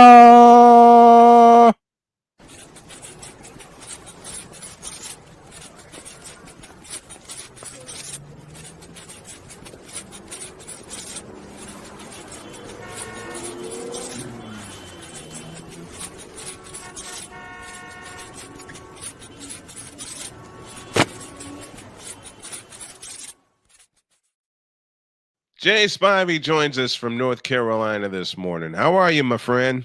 Good morning, gentlemen. Where do you want to start? Dealer's choice. Where do you want to start? Oh, it's up to you. You're the host of the show. You tell me. Okay. I'll talk about whatever you want to talk about. Okay, then I will go there. Who came up with the idea of this NBA Cup stuff, and why are they doing it? It's called dollar bills, y'all. And the fact that nobody cares about the NBA until Christmas Day, that's why. They want to put eyeballs on while the NFL's in control, and that's the only way to do it. Mm-hmm. And yet But again, the do people ratings. really watch this stuff? They think people are. If you I'm remember not. last year, they made such a big deal who's in the championship. How'd that work out for those two teams? I mean, look at the ratings Lakers of the and NBA Pacers, who Cup. cares? Look at the ratings that the NBA Cup gets. It's about as bad as the NASCAR playoff system. Well, that's what I'm saying. Nobody cares about the NBA until Christmas Day. Mm-hmm. And this year, I'm going to see. It's going to be interesting to see how the ratings are with the NFL going head to head with it. Well, the NFL is going to smash them, even though they're mostly Even though it's on Netflix. Mm-hmm. Exactly. That's the thing. Everyone's going to pick up the Netflix subscription, That's watch exactly those what they're gonna games, do. and the NBA Cup is still going to be screwed over. And quite frankly, as far as I'm concerned, it's deserved because it's too gimmicky. It really is. And those stupid floors. Oh my gosh. The only thing to Those- come out of it are the uniforms, and even most of those are complete trash. Well, not even just that. Not even the NBA Cup, but the whole regular season. I mean, it seems like every team has 20 different uniforms now. Yes. I mean, Yes. I get it's And if you marketing, look but at you it, got to even on a- stick to it. Even if you look at it a general regular season game, they always have a different floor. Yep. You're not wrong. Well, I now mean, it started most with of the different uniforms, and now they've gone to the different floors, and I'm The confused. NBA Cup floors are hideous. oh dear say God, the least. they are they're And ugly. to kind of go along that, my former high school, where I went to high school, has gone to what they call the black top. They painted it black, and it looks horrible, and they think it's great. The entire floor is I hate to say it, but these floors look like something you'd find in NBA 2K. Oh, it's awful. It's awful. They painted it black. The entire floor is black. The only demarcations are for all the different basketball lines and all the volleyball lines. It's hideous, and they think it's wonderful. They painted. So they think they're playing Where on is pavement. this? Have I been there? Where is this? It's in West. I won't say the high school, but it's in Winston-Salem. I think I know where it is. They've literally painted the floor black. I think I know where it is. Pavement. You've got to be kidding me. No, I kid you not. It's hideous. And now Oh, I'd seen pictures of it until, I cover a lot of high school games. So yeah, until I actually walked in there and saw it, I was just amazed. I mean, it's just amazing. Whitney Young did the same thing for their floor. Instead of it painted black, they painted it blue the last time I was there. Now, I mean, I get the idea of, colored feet. I get the idea of the colored football fields. Mm-hmm. I don't even get that. Boise State should have been the only one who did it. Yep. Yes. The rest of them are gimmicks. They are. This is so these NBA Cup floors are so gimmicky. They're hideous. And I mean the fact that they've even got LEDs in the floors now. Oh. What type of BS, dude? But they want to talk about they don't have any money. Where are these LEDs in the floor, Shane? From what I'm understanding, and it's only a couple of teams that are utilizing them, quote unquote. It's actually to mark where the 3-point lines are, and to show off where the shots are being taken. Oh, jeez, come on! I mean, the free throw lanes have the NBA Cup design. Well, the whole cup is on the floor basically now. Yeah, it is. I'm looking at some of these floor surfaces right now. I am appalled at what the Celtics did. I mean, leave the parquet floor alone, will you please? I'm appalled what the Lakers. I mean, sorry, not the Lakers. The Celtics do with their uniforms. Don't even get me started on how bad those all are. the time. Don't get me started on how bad. Red Auerbach is rolling over in his grave. We'll see these uniforms. He trot he out half is. the time. Yeah, he is. So many of the how many of our listeners here know who Red Auerbach is? Not just Auerbach, dude, but I can guarantee you, Parrish is rolling over in his grave right now. Casey So Jones, many. Dennis Johnson. I mean, in what concept is that uniform a good idea? Because we really don't have black in our color scheme. Well, it looks like something you'd find on a JV squad. I could go along with that. Well, it was just about every sports team in the country. Yeah. They want to trot out black with all their uniforms, and they don't have black anywhere near their team colors. I'm looking at the surface floor for the Brooklyn Mess. Ew. Wow. You want to see one worse? You want to see one worse? Look at the Houston Rockets. Oh no. Oh God. I'm seeing some of these floors now. I'm seeing the design they put in the floor. Seeing the one for Cleveland. I saw the one for Dallas. That's hideous. The Nuggets the sad is part hideous. is they're trying to generate this for teenagers and younger kids, and yep, it seems like they like this junk. But not everything in this world is about kids. This is something you would. These floors are again something you'd find in the NBA 2K game. You want to see a floor that's hideous? I submit to you the Detroit Pistons. I saw that. The whole floor is messed Well, look how up. crappy that team is, period. Yes. I hate to say it, but that team hasn't been relevant since the 80s, and that counts the Malice in the Palace. What the hell is this floor they've done for the Houston Rockets? You see how bright red that is? It's awful. Who did this? Again, this is something. These are designs you'd find in the NBA 2K games, plain and simple. And that's the problem: is they're trying to cater to the younger crowd. Yeah. With this stuff, I mean, that's why NASCAR is getting hit. Is they're trying to cater because no one's going to sit around nowadays and watch 2.5, 3 hours of racing. Right. I mean, that's why Formula One's kicking our tail in ratings, is because that only goes about an hour and a half. Mm-hmm. Well, to me, I think the stoppages they have in these longer races are ridiculous. Just keep racing. The stages are ridiculous. NASCAR got doomed with the stages, plain and simple. That's just stupid. Mm-hmm. I mean, you got like 4 or 5 stages a race. That's just ridiculous. And again, this is a gimmicky thing to try to keep people's interest. Well, as I've stated on this show many times, and people I talk to all the time, they don't want to listen to me say this. It's a lot of it is because they want to continue to fight through the NFL season and continue to be on and take the money. Mm-hmm. But they want to. They don't see the fact that, like on Sundays, honestly, what are you doing on Sunday but watching the NFL? Right. And I say this over and over and over. It's not just the NASCAR, but yesterday. Why on earth, of all days, did the WNBA choose to have their draft lottery yesterday? Yes. How stupid is that? Stupid. I mean, here's the big thing. I caught the schedule release for NASCAR, and I saw when most of their start times are. Back half of the season, the majority of the races are starting at either 2 or 3 o'clock in the afternoon. That's just dumb. That's dumb. That's right as the 1 o'clock games are ending and just before the 4:05s go off. You're not going to compete with that schedule. The WNBA got slapped with their ratings trying to face off in their finals against the NFL's late schedule. It makes no sense why they want to play their finals games on Sunday. Mm-hmm. Finals. Okay. They can play them on. They can play them on Tuesday where hardly nothing. They played 2 of their 5 finals games on Sunday. Mm-hmm. And they got destroyed. and they got destroyed. I mean, NASCAR's championship race got about 3 million eyes on it. Well, that's their fault. See, golf did the right thing. PGA did the right thing.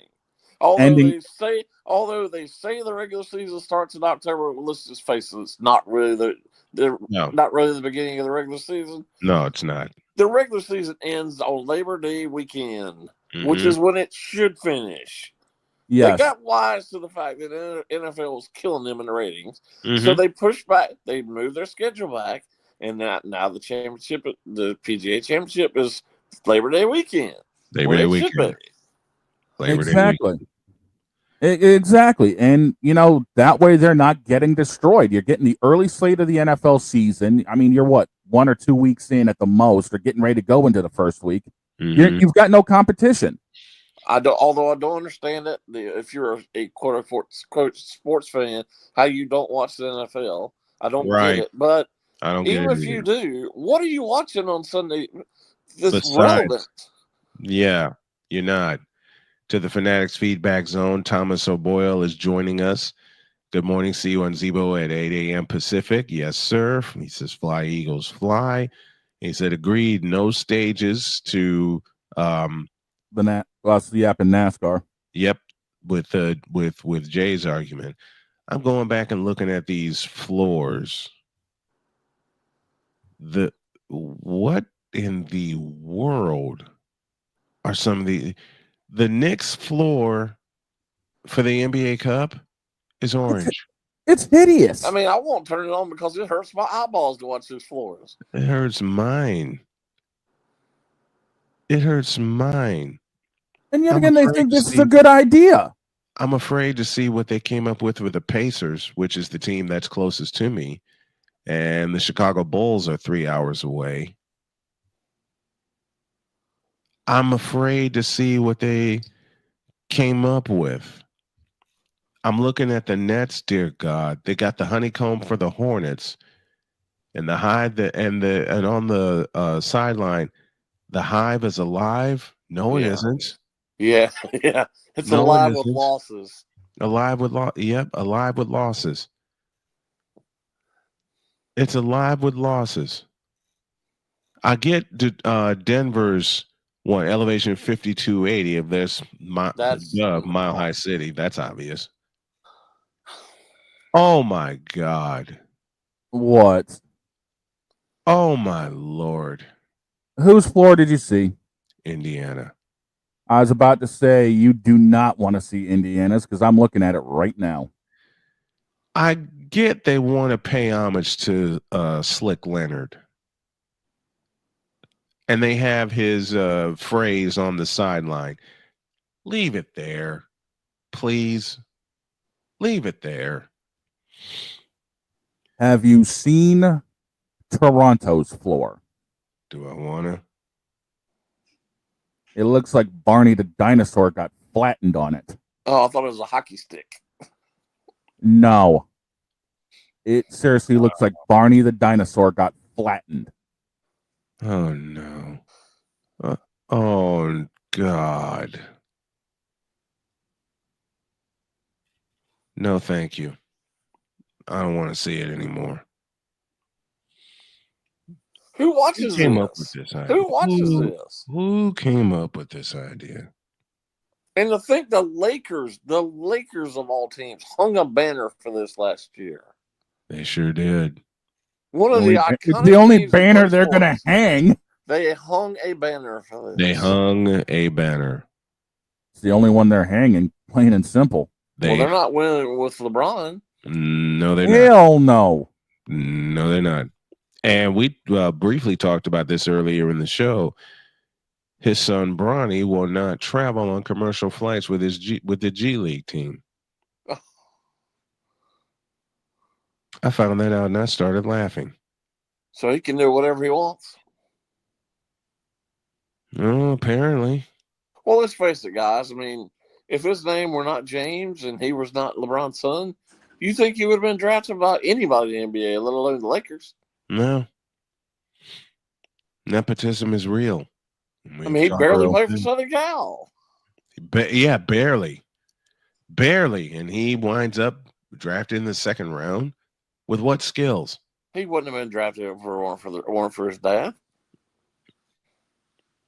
I mean, I'll say it again. With what skills? And I'm tired of hearing about him, frankly. I'm tired of it too. Talk about people who can play. Mm-hmm. Talk about the resurgence of the Warriors. And no one wants to talk about that. Yeah. No one wants to talk about that. They're sitting up top of the Western Conference right now. As good as he is, he's still probably one of the most underrated athletes of all time. And I'm talking about Stephen Curry. Yep. And I was just reading not too long before I got on the show here. I was just talking about, I was reading what Shaq said about how three-pointers are ruining the NBA. And it's not just the NBA, it's all of basketball. Everybody thinks they could be Steph Curry and shoot threes. Not everybody can shoot like Steph Curry. Mm-mm. I mean, like I told you last week. You know how much time and work you put into it? I've now been going to 3 Wake Forest home games. It's just been hard to watch because they jack up 30 or 40 three-point attempts a night. You know, I've said this about Steph and company. I said that Steph has turned an anomaly into a weapon. Steph took an anomaly and turned it into a weapon. Yep. And Steve Kerr seized on that. Right. And created a strategy out of it. Right. When you get threes in the flow of your offense, that's one thing. But to do what the rest of the NBA is doing and just jack up threes for the heck of it, it's not working. Why are 6'10" and 7-footers shooting three-pointers? Why? Joel Embiid, we're talking to you. Exactly. Why? Joel Embiid. Take the ball to the basket and at least get, if you're fouled, so what? At least, heck, nobody can even shoot free throws anymore for that matter. You know, no one wants to talk about, and we mentioned this a few seconds ago, no one wants, and I'm going to expand on this tomorrow. No one wants to talk about the fact that the Golden State Warriors are first in the West right now. Nope. They all want to talk about the Lakers, who are irrelevant. They want to talk about the Lakers. They want to talk about the Suns. They're irrelevant. The Denver Nuggets, they're irrelevant. They're expecting, and they are even expecting the Kings, who are locked in the 8th spot right now, and I'm going to be watching this all throughout the season. The Golden State Warriors are 10-2 and are sitting up top not only the Pacific Division, but they're sitting up top the Western Conference. And if you look, they get about, if not the highest, one of the highest ratings per team in the NBA. Mm-hmm. They do. TV and they're one of the highest scoring teams in the NBA. No one wants to talk about it. Why is that? Because it's Golden State and people expect that dynasty to be dead. It's not. It's not. And I'll tell you, one player that's rescuing the Warriors right now, aside of Steph, Buddy Hield. Oh, yeah, definitely. Buddy Hield. He's found a team that he doesn't have to be the star for them. Exactly. He can be the second or third option and be okay. And there's nothing wrong with that. And he's coming off the bench doing it. He's doing great with Golden State right now. And I disagree. I don't know if it's totally his decision, whether it is or not. I disagree with some of the player decisions they made in the Olympics, but who can deny what Steve Kerr's done as a coach? You know, I never talked about this after the Olympics. But why didn't Steph Curry get awarded the MVP of the Olympics, especially with what he did in the gold medal game? Well, just like what we're talking about. It's a popularity contest. Yep. Unfortunately, that's true. It's not like baseball where stats actually matter. Speaking of which, speaking of we ever going to find out who wins these awards in baseball? No. I don't know. Speaking of baseball, I love baseball, but it's just ridiculous how long it takes for them to do things. It's like a glacial effort to get them to do anything. It is. It is. I mean, let me ask you this, Jay. Where does Pete Alonso wind up? One of my best friends is a big Mets fan. He still thinks he's going to sign with the Mets. I don't think he's going to sign with the Mets. I think if he were going to be with the Mets, he had already signed with the Mets. I think so too. I think he's going to end up somewhere else. I don't know. I don't know where. but I don't think he's going to sign with the Mets because it goes back to analytics, and their analytics people clearly see him as a declining player who plays first base. By the way, Jay, to answer your question, the awards for the MLB are going to be handed out on the 20th and 21st. We do have the finalists who were announced for MVP for both leagues and Cy Young for both leagues. I understand that, and I appreciate that. But what other sport does it well after the season's over? None of them. It's usually right after. I know they want to keep people involved with the sport. I get that. But we're well after the World Series before any of these major awards are being announced. I mean, we're 3 or 4 weeks out now. Right after the Dodgers beat up the Yankees. I mean, I understand they want people to keep it, and especially with hot stove coming up and the winter meetings and all that other stuff coming up. I get that, but don't wait till 3 or 4 weeks after the World Series to announce your MVP and Cy Young. One football note that just came down: Daniel Jones has been benched. I saw that. Yes. But if you read between the lines, you see one of the reasons why. It says if he were hurt in the second half of the season, they would owe him $25 million next year. Exactly. So you knew it had something to do other than with his just his play. Just his play. Yep. And I think the game I saw Daniel Jones, which was Duke against Northern Illinois, in the Quick Lane Bowl in Detroit. And yes, I saw that one live. I actually was impressed with Daniel Jones, but then he got drafted by the Giants, and it's let's just say it plainly, it's gone to hell. Yep. Well, the other thing, I mean, with him, I know that he just signed a contract, and it doesn't really mean anything in the NFL, but where are they going to go? If they cut him, where are they going to go? Because this draft is not exactly full of quarterbacks this year. So where are they going to go? Not. When are we going to have a quarterback class again? When are we going to have that? Well, I told you it's the worst coach position in football. It is. And even with the guys who were drafted this past year, look, some of them are playing horribly. Not our fault. New England can't protect Drake May. Yeah, I think he's eventually going to be a pretty good player. I think so too. It's just a matter that they didn't get him. They didn't start him this year. I mean, he deserved to be started and not sit behind Jacoby. If you look, I think your two best rookie quarterbacks right now are probably Jaden Daniels and Bo Nix. Bo Nix is really playing well. And Nix has come on lately, especially with what the Broncos did to the Falcons yesterday. I mean, the Broncos are really playing well. College football will finish off this discussion. And what do you think next week or this coming weekend, Jay, is the game of the week? Well, before I get to that, and thanks for asking, but you just mentioned Northern Illinois. Yes. The fact that Notre Dame lost to them should be a disqualifier. However, they're what are they, fifth now, or eighth, or whatever it is? Yep. They shouldn't even be anywhere near that high. They should. You know what? You're right, because they lost to Northern Illinois at home. If you look at Notre Dame's schedule, it is terrible. Notre Dame is currently He's sitting not at playing anybody this year. They didn't. Who did they play? What do we often say on the program, gentlemen? Who did they play? The best team they played all year is Texas A&M. Texas A&M. Yeah, they got Army at Yankee Stadium this week, and they got Southern Cal next week. Neither of which are that great.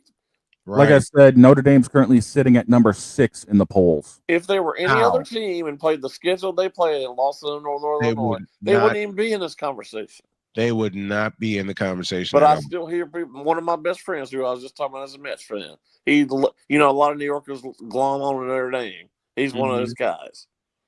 He vows and protects them, says they're great and this and that. No, they're not. Nope. I haven't seen. I'm really serious about this. I told him a couple weeks ago. I said there are 25 teams who can beat Notre Dame, and he just laughed and laughed and laughed. I said, and I'm a big college football fan. He's not really. He just glums on Notre Dame.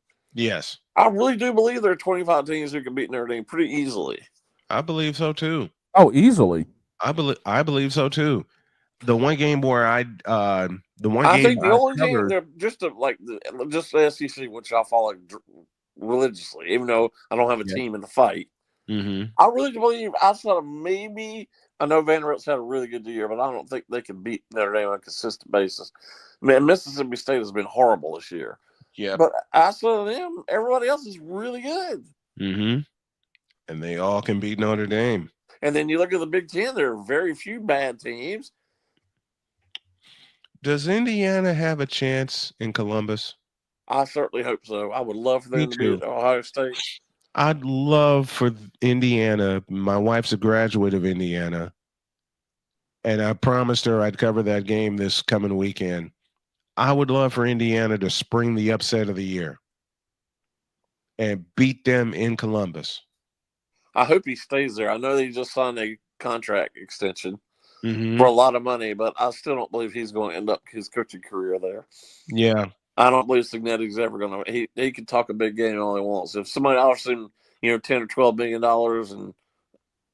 or heck, even an NFL job, can't tell me he's going to stay in Indiana. Yeah. Well, that's Jay Spivey in our Spivey Notes joining us here this morning as he does every Monday. Thank you very much, sir. We love you very much. Great insight. We'll see you next Monday. Thanks, guys. Have a good week. Yep.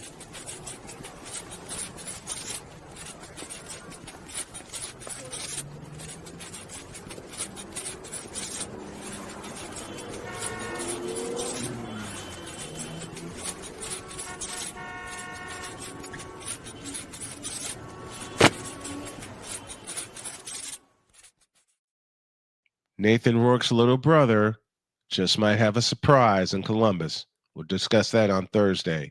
I was about to say before we got out of here, did you actually want to know the top 25? We'll do that tomorrow. Sounds good. We'll do that tomorrow.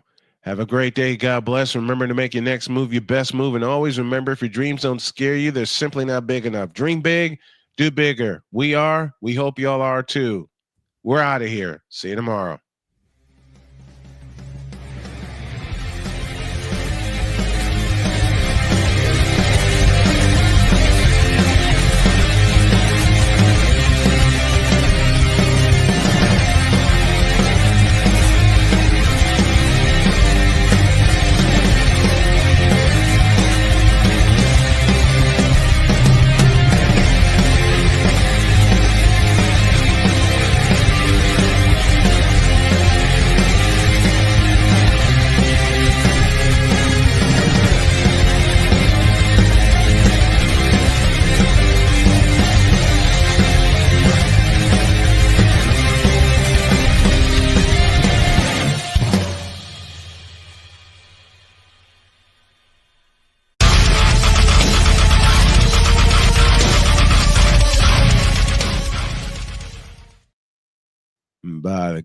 By the way, Caleb Williams, you suck. Oh, God, Commish. Come on. Oh, by the way, not only does Caleb Williams suck, but Joel Embiid, you suck too. Bye.